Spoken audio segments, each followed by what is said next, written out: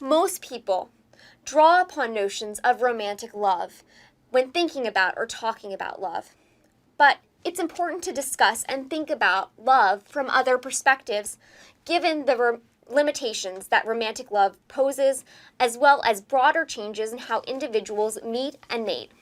Today, the love experienced by Cinderella would not be very realistic, and it's not comparable to the love experienced by young people today.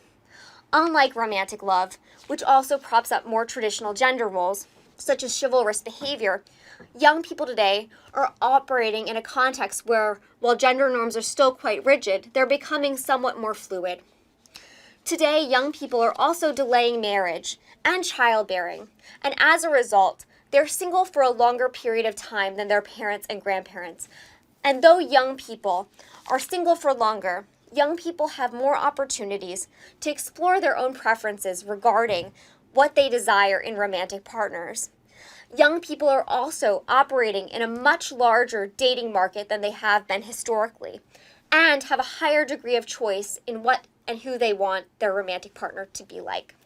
For example, online dating, while still a relatively new process, is increasingly common.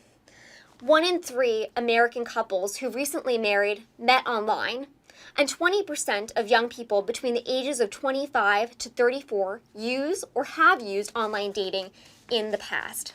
This process differs greatly from the romanticized version of dating often depicted in popular media, and further differs greatly from modes of meeting and dating used by prior generations.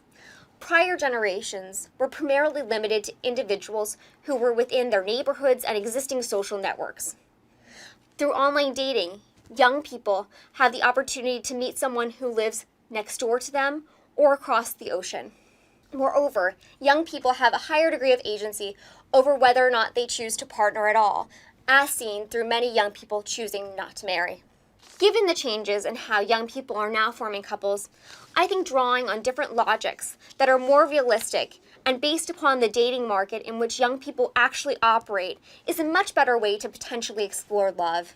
For example, through applying a more realistic approach to understanding how individuals select romantic partners, we're able to see that young people, namely young women, are applying high standards that are based upon romantic ideals in part, but their high standards are more based upon their desire to find a partner rather than their desire to find Prince Charming. Young women are also particularly interested in seeking a boyfriend or a husband who will give them the freedom to be themselves and who also will embrace their status as sophisticated and accomplished young women. A romantic partner who will view them as an equal or a counterpart rather than a damsel in distress who must be rescued.